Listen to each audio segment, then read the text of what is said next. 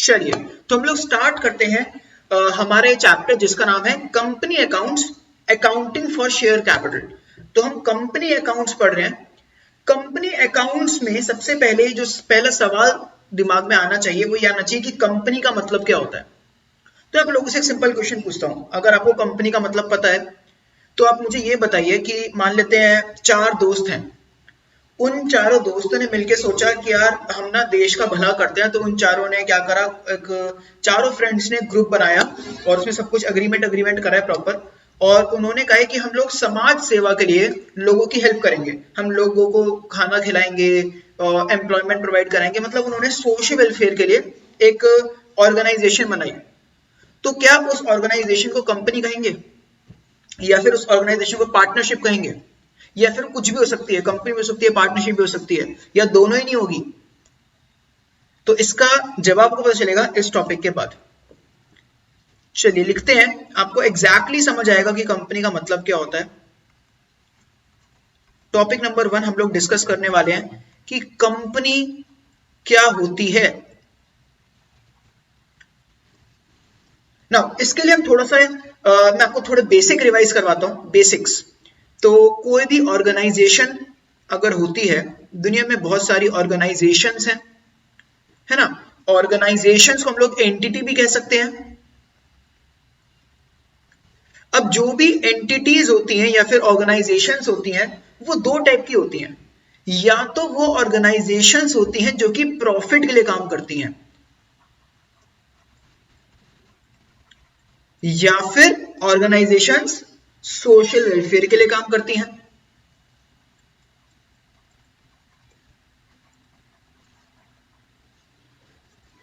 अगर organisations profit motive के लिए काम करती हैं तो उनको हम लोग क्या कहते हैं, उनको हम लोग कहते हैं बिजनेसेस। जो ऑर्गेनाइजेशंस प्रॉफिट के लिए काम करती हैं उनको हम लोग कहते हैं बिजनेस। और जो ऑर्गेनाइजेशन सोशल वेलफेयर के लिए काम करती हैं, समाज सेवा के लिए काम करती हैं, उनको हम लोग कहते हैं एनपीओ या फिर NGOs. NPO is not for profit organisation, NGO is non government organisation. जो बिजनेसेस होते हैं या फिर आप कह सकते हो वो ऑर्गेनाइजेशंस जो कि प्रॉफिट के लिए काम कर रहे हैं, उनको हम बांट सकते हैं तीन कैटेगरीज में।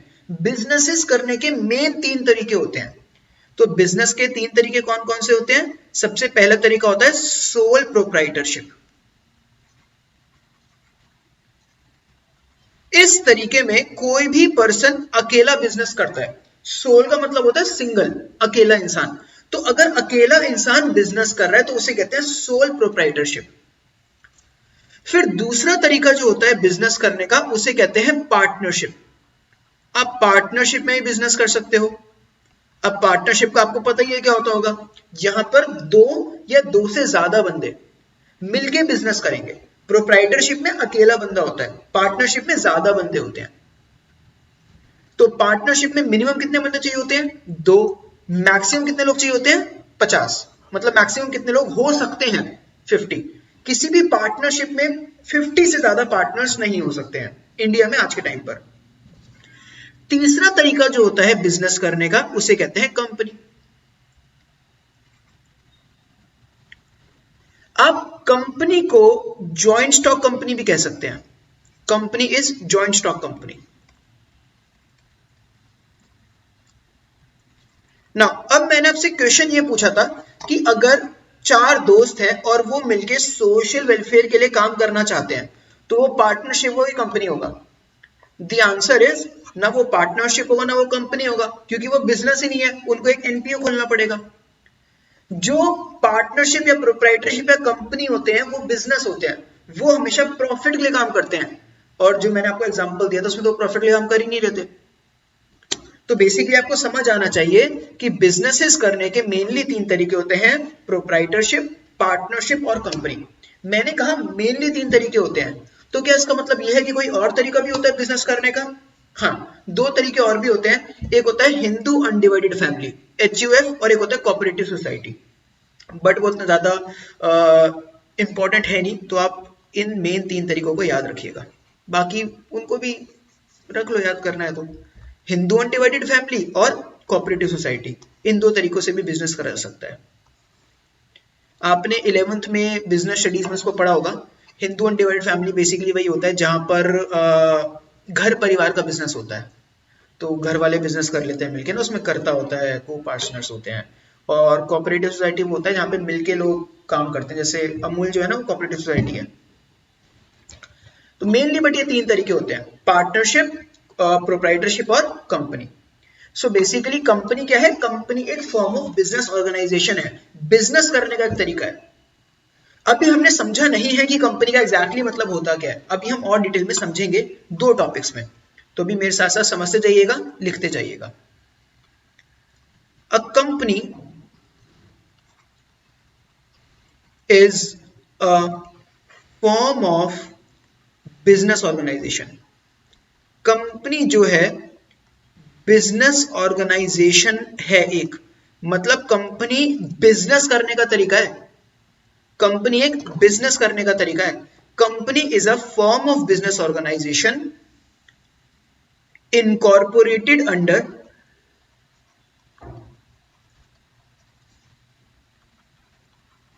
Companies act 2013।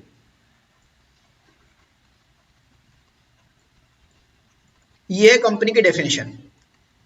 अब इससे एक्चुअली अजीबोगरीब डेफिनेशन मिलेगी नहीं कहीं पर। डेफिनेशन क्या कह रही है?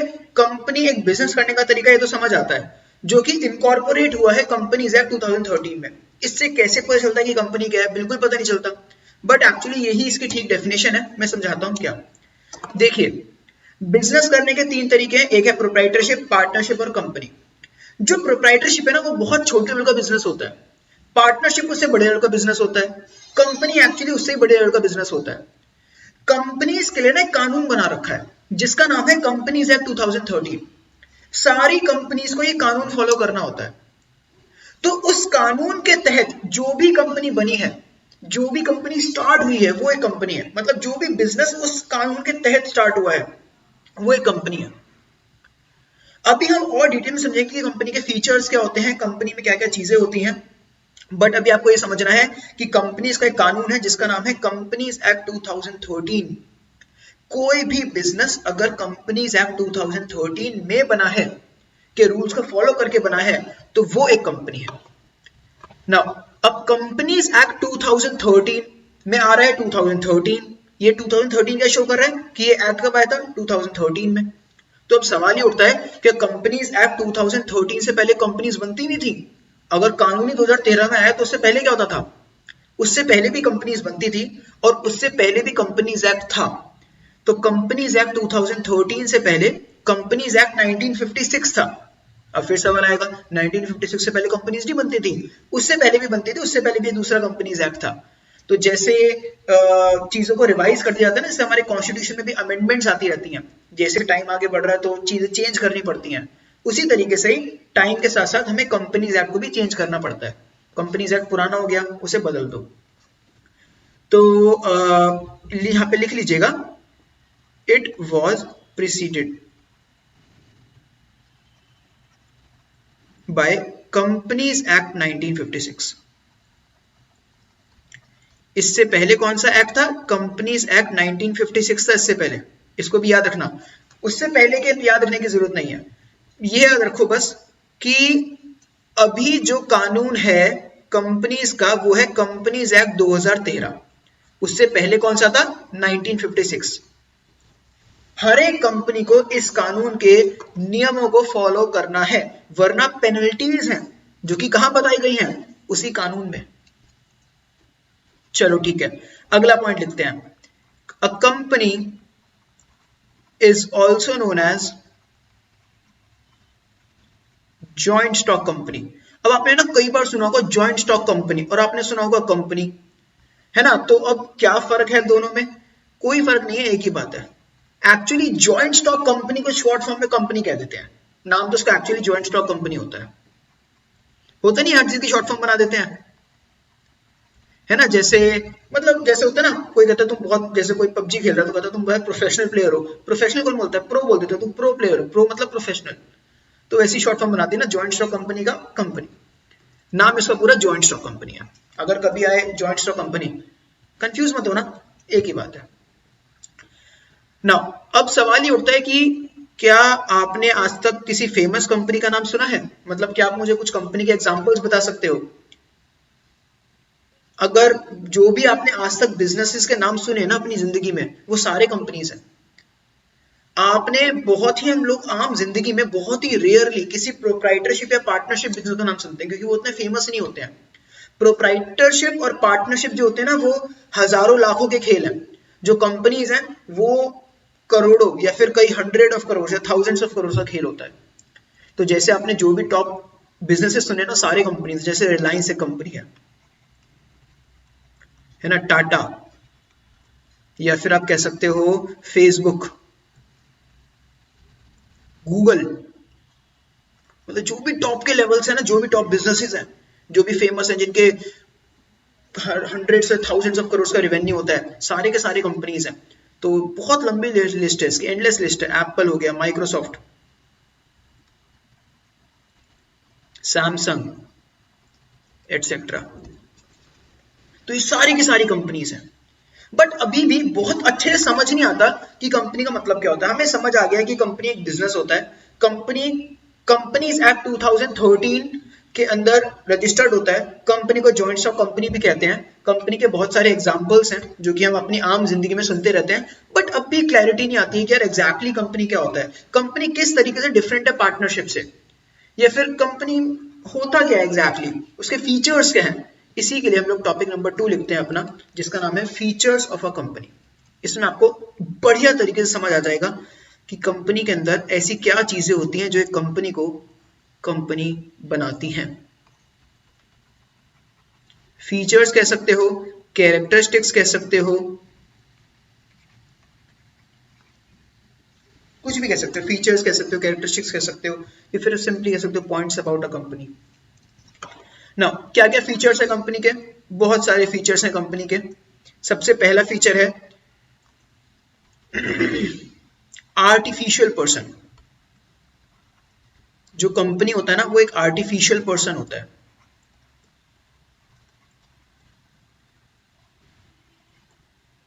आर्टिफिशियल पर्सन, नाम से आपको मीनिंग का आइडिया लग जाएगा।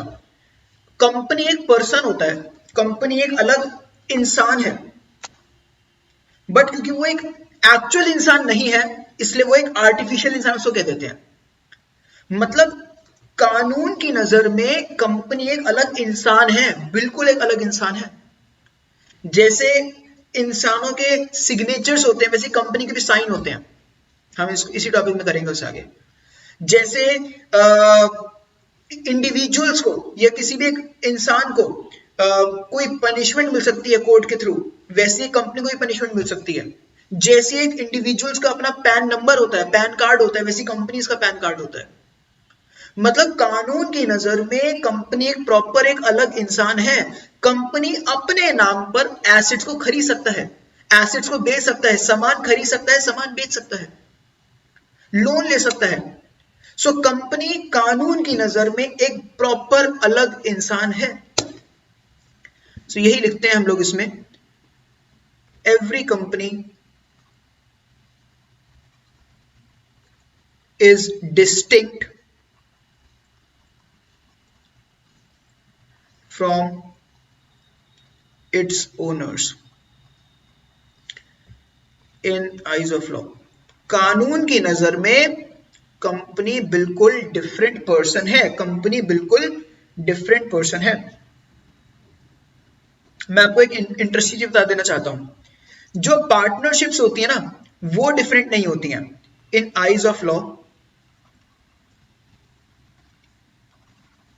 इन आईज ऑफ लॉ, या फिर आप कह सकते हो from legal point of view, एक ही बात है।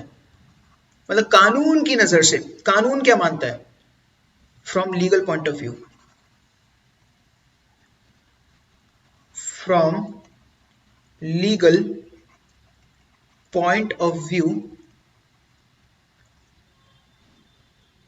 Partnership is not distinct from it's partners. कानून की नजर से पार्टनरशिप डिफरेंट नहीं है अपने पार्टनर से। कानून की नजर में पार्टनरशिप डिफरेंट नहीं है पार्टनर से, कंपनी डिफरेंट है। मतलब अगर मान लेते हैं दो बंदे हैं जिनका नाम है संता और बंता, संता और बंता ने अगर मिलके पार्टनरशिप बनाई तो टोटल दो ही बंदे रहे, क्योंकि एक हो गया संता एक हो गया बंता, कोई तीसरा बंदा नहीं आया। बट अगर संता और बंता ने कंपनी बनाई तो टोटल तीन बंदे हो गए, एक हो गया संता एक हो गया बंता एक हो गई कंपनी। ये मतलब है इसका, कंपनी अलग है अपने मालिकों से, पार्टनरशिप नहीं है। कितना बड़ा फर्क हो गया पार्टनरशिप और कंपनी में। जैसे पार्टनरशिप में एक से ज्यादा बंदे होते हैं ना मिलके काम करते हैं, वैसे कंपनी में भी कई सारे बंदे मिलके काम करते हैं। बट एक्चुअली कंपनी जो होती है वो और भी बड़ी हो जाती हैं as compare to partnerships. Partnerships company से छोटी हो जाती हैं ऑन एन एवरेज। मैं आपको रैशनली ओवरऑल बताऊं तो पार्टनरशिप छोटी है, कंपनी उससे बड़ी होती है। अच्छा, मैं आपको लीगल पॉइंट ऑफ व्यू तो मैंने आपको बता दिया कानून की नजर से। अब सवाल ये उठता है कि हम कानून थोड़ा पढ़ रहे हैं, कानून की नजर से क्या होना चाहिए, कानून क्या मानता है वो हमने पढ़ लिया। बट हम तो अकाउंट्स पढ़ रहे हैं ना, अकाउंट्स का और कानून का लेना देना आपस में थोड़ा बहुत है, बट हमें डिफरेंस है थोड़ा सा। अकाउंटिंग में हम चीजों को रिकॉर्ड करते हैं, कानून अलग चीज है, legal point of view different है। अकाउंटिंग पॉइंट ऑफ व्यू से क्या होता है, सोचो अकाउंटिंग पॉइंट ऑफ व्यू से क्या होता है। अकाउंटिंग पॉइंट ऑफ व्यू से डिफरेंट है कि सेम होते हैं? From accounting point of view all businesses, जो भी बिजनेस होते हैं, चाहे वो प्रोप्राइटरशिप हो, चाहे वो पार्टनरशिप हो, चाहे वो कंपनी हो, आर डिस्टिंक्ट। ये तो आपको पता ही है ना, are distinct from its owners. Accounting में तो हम डिफरेंट मानते हैं। जब हम अकाउंटिंग करते हैं ना तो हम मानते हैं कि यार हर एक बिजनेस जो है ना वो अपने मालिकों से डिफरेंट है। ये तो 11th में आपने पढ़ा था ना यार, बिल्कुल बेसिक लेवल पर, जिसको कहते थे ना सेपरेट एंटिटी कॉन्सेप्ट। इसी को तो कहते थे सेपरेट एंटिटी कॉन्सेप्ट, याद करो, इसी को कहते थे सेपरेट एंटिटी कॉन्सेप्ट, कि हर एक बिजनेस अपने मालिकों से डिफरेंट होता है। अकाउंटिंग में तो हर एक बिजनेस डिफरेंट है। कानून की नजर से जो प्रोप्राइटरशिप है और पार्टनरशिप है वो डिफरेंट नहीं है, कंपनी डिफरेंट है। तो आपको दोनों चीजें समझ आनी चाहिए। हम और डिटेल में जैसे हम आगे करेंगे इसको, ये पॉइंट कई बार रिपीट होगा तो टेंशन मत लेना, आपको अच्छे से क्लियर होगा ना। ये था पहला फीचर कंपनी का, कि कंपनी एक डिफरेंट पर्सन होती है। अगला फीचर, सबसे इंपॉर्टेंट जानने की बात यह है कि यार कंपनी का मालिक कौन होता है। हर एक बिजनेस का मालिक होता है, मालिक को प्रॉफिट मिलता है, तो ये तो जानना ही पड़ेगा ना यार कंपनी का मालिक कौन है, ओनर्स। अगर ये नहीं जानेंगे तो फिर काम कैसे चलेगा। तो the owners of a company, the owners of a company are known as, the owners of a company are known as shareholders. Now आप में से मोस्ट ऑफ द स्टूडेंट्स को गेस कर लेते हैं, उनको पता होता है कि ओनर्स को शेयर होल्डर्स कहते हैं।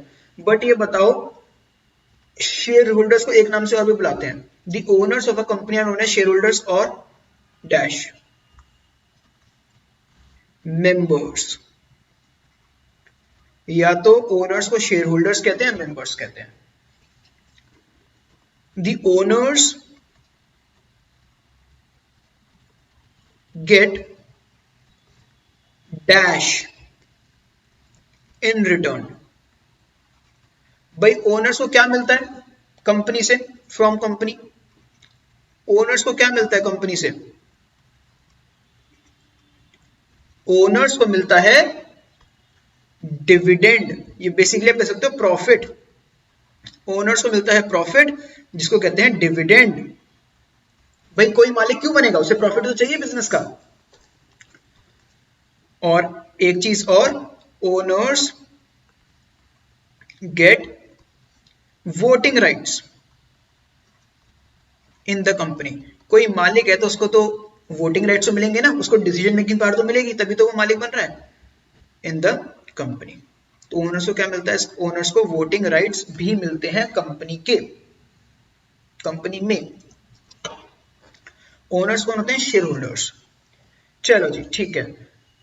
अब सवाल ये उठता है, कंपनी के मालिक शेयर होल्डर्स हैं, कंपनी को संभालेगा कौन? हर बार कंपनी को मालिक ही संभालते हैं या कोई और भी संभाल सकता है?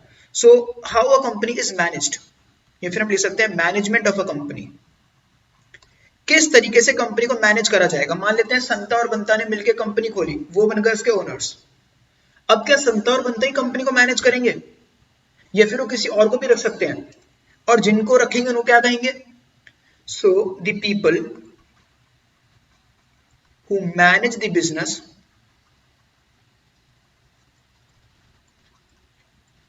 are known as, जो बिजनेस को मैनेज करते हैं उनको हम क्या कहते हैं?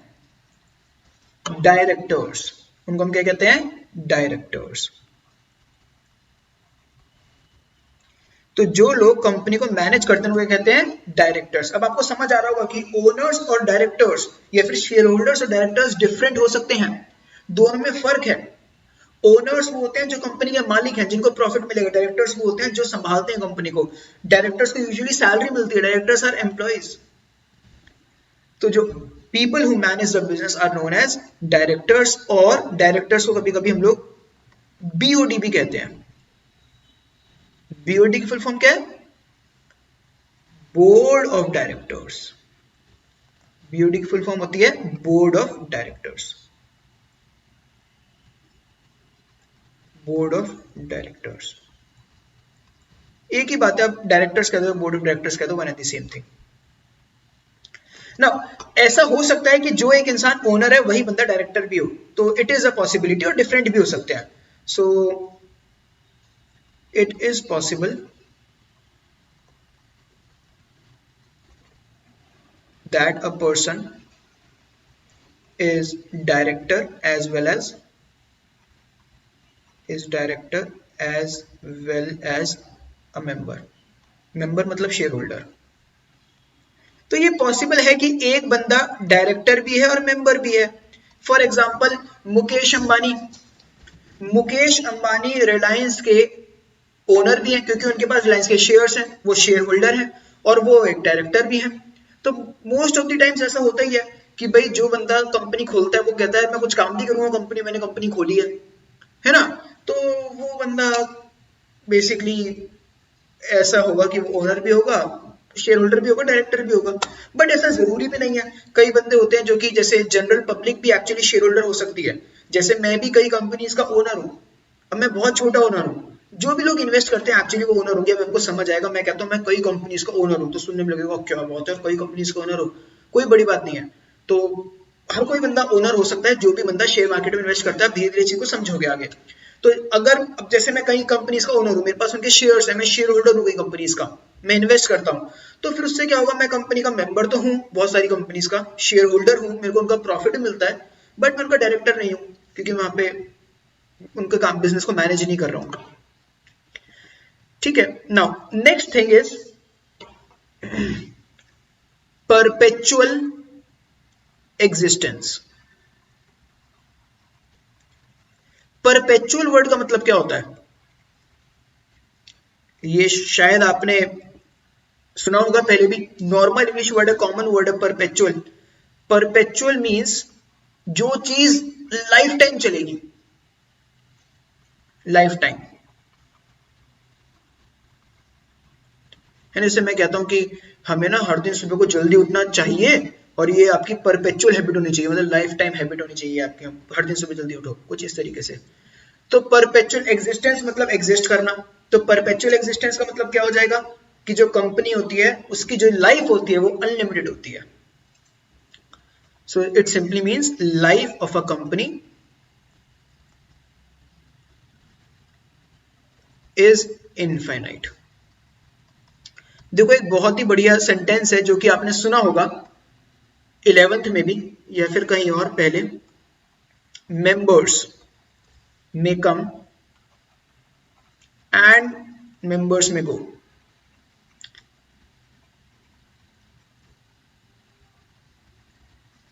but company lives forever।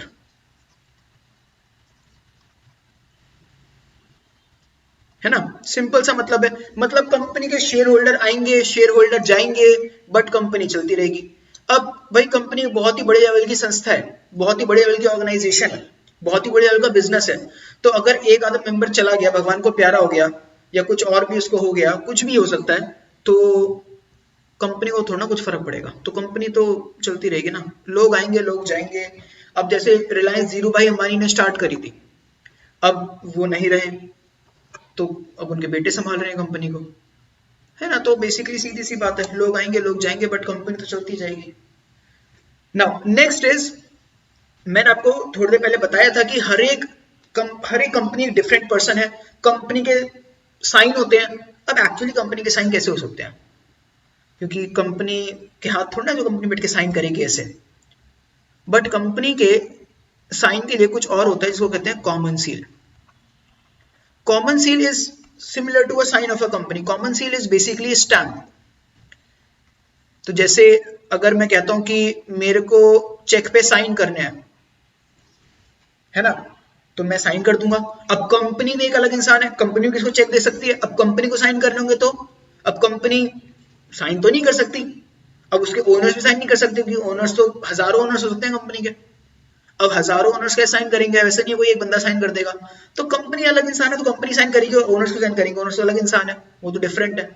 तो कंपनी को साइन करना है तो कंपनी तो स्टैंप लगाएगी, तो कंपनी के जहां पे स्टैंप है वो कंपनी के साइन है, और उस स्टैंप को क्या कहते हैं, common seal. So it is similar to stamp, it is similar to signature of a company. ये क्या होता है, बेसिकली कंपनी के साइन है, ठीक है ना, आसान चीज है। नेक्स्ट, और ये इंटरेस्टिंग है ये वाला पार्ट, ये इंटरेस्टिंग है, और इसको मैं करता हूं इंपॉर्टेंट मार्क। ये है, स्टार लगा रहा हूं मैं इसको, जो मैंने आपको पहले बताया था ना आर्टिफिशियल पर्सन, उस पर भी स्टार लगा लेना, मेरे साथ साथ लिखते जाना सब चीजों को, लिखोगे तो बात तक याद रहेगा ना। ये भी इंपॉर्टेंट है आर्टिफिशियल पर्सन, और जो मैं बता रहा हूं आगे अगला वाला लिमिटेड लायबिलिटी, ये भी इंपॉर्टेंट है।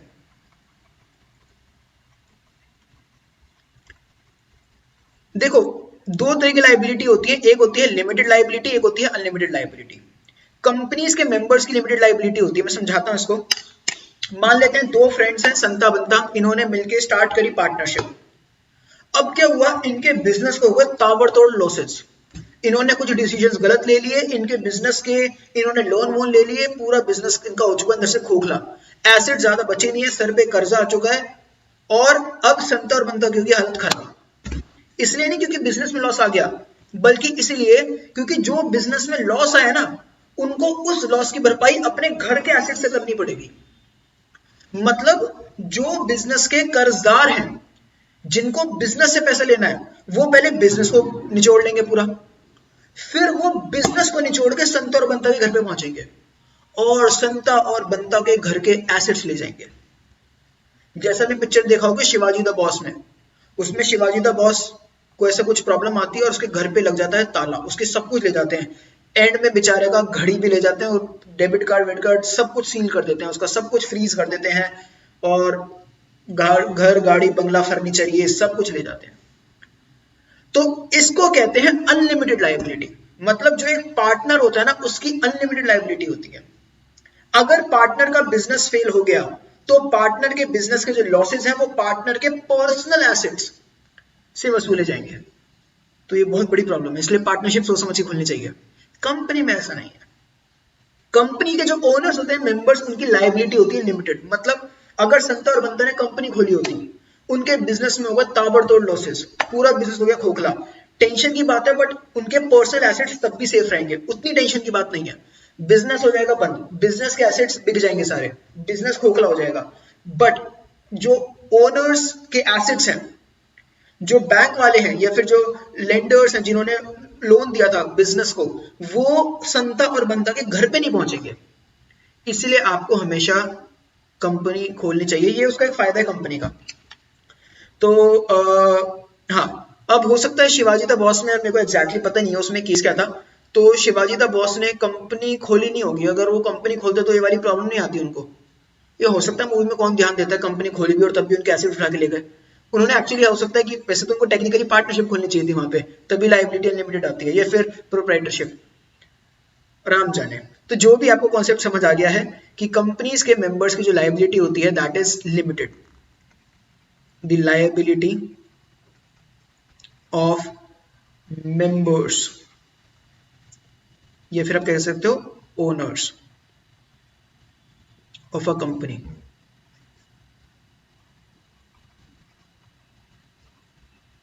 is limited. It means that their personal assets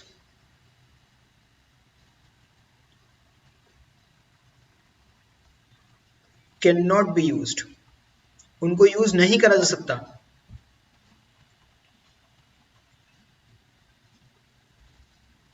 cannot be used for claims, for liability claims, कोई liability है for liabilities of company, for liabilities of company।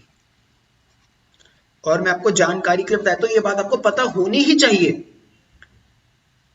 the liability of partners, जो partnership में होते हैं ना, is unlimited. जो partners की liability होती है ना वो अनलिमिटेड होती है।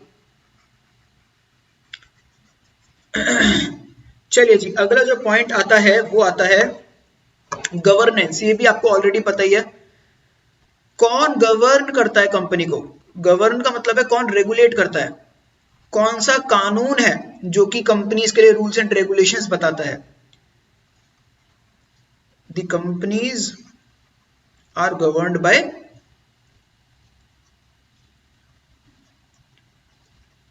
CA, companies act. ईयर कौन सा है, 2013।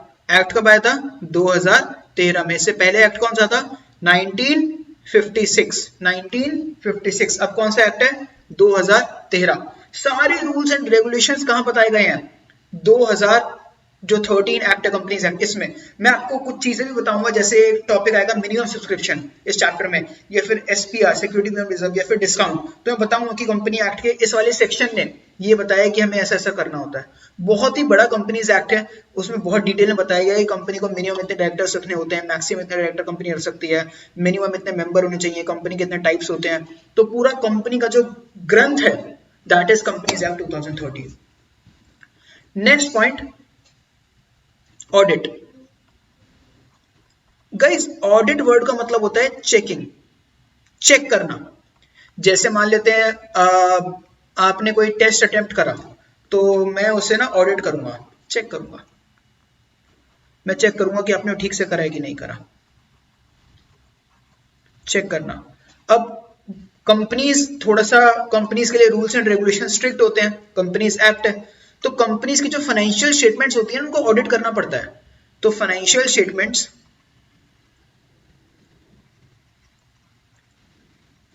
Of a company, financial statements का बेसिकली मतलब है बुक्स ऑफ अकाउंट्स। मतलब जो भी वो अकाउंटिंग कर रहे हैं मस्ट बी ऑडिटेड, ये ऑडिट मैंडेटरी है, ये बताता है कंपनीज एक्ट। और ऑडिट कौन करता है, बाय चार्टर्ड अकाउंटेंट्स। तो जो भी सीएज होते हैं वो ऑडिट करते हैं, और ये ऑडिट करना मैंडेटरी है। तो ये बात आपको पता होनी चाहिए। अगला पॉइंट, इंपॉर्टेंट डॉक्यूमेंट्स। देखो कंपनी में ना बहुत सारे डॉक्यूमेंट्स होते हैं जो इंपॉर्टेंट होते हैं, बट आपको उनमें से 2 डॉक्यूमेंट्स के बारे में पता होना चाहिए।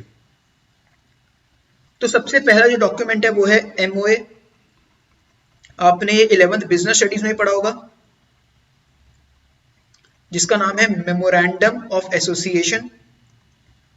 और जो दूसरा डॉक्यूमेंट होता है उसको कहते हैं एओए, आर्टिकल्स ऑफ एसोसिएशन।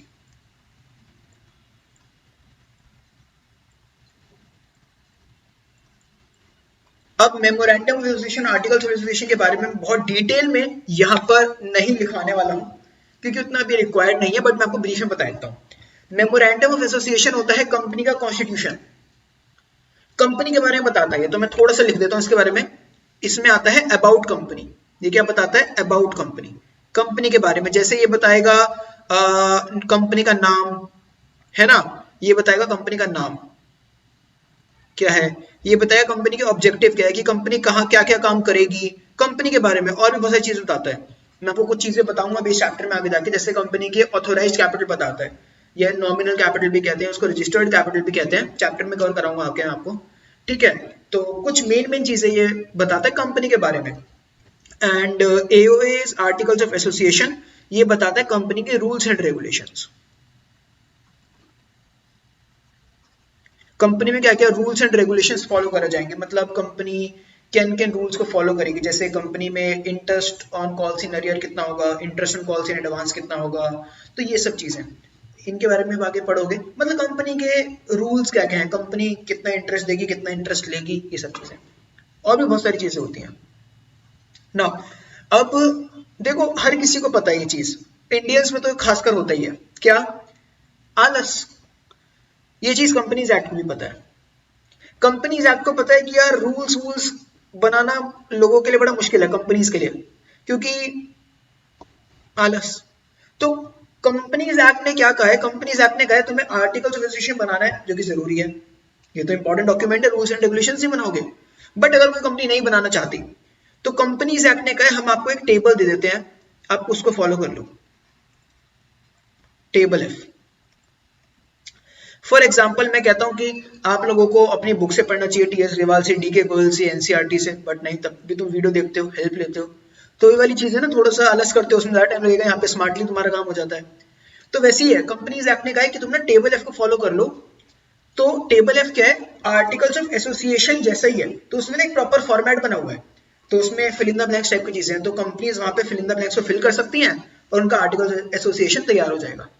तो बेसिकली हाँ, जैसे अगर मेरे को लिखना है कि तुम्हें मुझे देना है कि तुम अपने रूल्स एंड रेगुलेशंस लिखो, अब तुम्हें आएगा आलस, तो मैं फिर उसमें कुछ लिख के दे दूंगा कि कुछ ऐसे लिख के दे दूंगा कि भाई माय नेम इज डैश, मतलब कुछ इस तरीके से, फिर अपना नाम लिख दोगे बस वहाँ पे, फिर फुल स्टॉप, फिर कुछ और मैं ये पढ़ाई कर रहा हूँ, फिर I live in this state, या जो भी चीजें हैं, तो डैश डैश ला के दे दो, खुद फिल कर लो। So table F is basically ये एक ऐसा टेबल है या फिर एक ऐसा डॉक्यूमेंट है जो कि कंपनीज फॉलो कर सकती हैं अगर उन्होंने एओए नहीं बनाया है। तो companies can follow this instead of AOA, मतलब अगर किसी कंपनी को एओए पूरा ना बनाना तो टेबल एफ फॉलो कर लो। एग्जाम में आता है क्वेश्चन, एग्जाम में ऐसा आ जाएगा कुछ, कंपनी ने कोई एओए बनाने का मन नहीं है, ऑप्शन दे देगा चार आपको, कंपनी क्या करेगी, पहला ऑप्शन है टेबल सी बनाएगी, फिर टेबल जी बनाएगी, फिर टेबल एफ बनाएगी, या फिर कुछ और ऐसे दे देगा, कंपनी को ए बनाना ही पड़ेगा। तो ऐसे कुछ चार ऑप्शन दे देगा, आपको पता होना चाहिए आपको टेबल एफ के बारे में। तो कंपनीज टेबल एफ बना यूज कर सकती हैं अगर उनको एओए बनाने का मन नहीं है तो। चलो जी, तो अब तक ना आपको यार काफी बढ़िया तरीके से क्लियर हो चुका होगा कि कंपनी का मतलब क्या होता है। अगर मैं इसको पूरी की फटाफट समरी बताऊं, कंपनी बिजनेस करने का तरीका होता है जो कि पार्टनरशिप से बड़े लेवल का होता है, पार्टनरशिप से थोड़ा सा कॉम्प्लिकेटेड लेवल है कंपनीज का, और उतना आसान नहीं है कंपनी, थोड़ा सा डिफिकल्ट प्रोसेस होता है कंपनी बनाने का।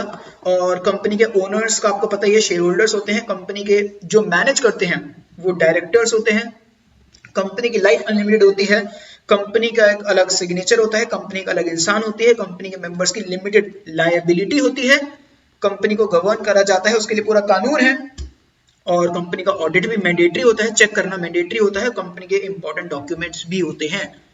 तो काफी हद तक आपको आइडिया हो गया होगा, अभी और भी आइडिया लगना बाकी है, जैसे कंपनी कितने टाइप की होती है, कंपनी स्टार्ट कैसे करते हैं, तो अभी हम कुछ चीजें और भी करेंगे, एंड वो पार्ट हम लोग करेंगे अगले लेक्चर में।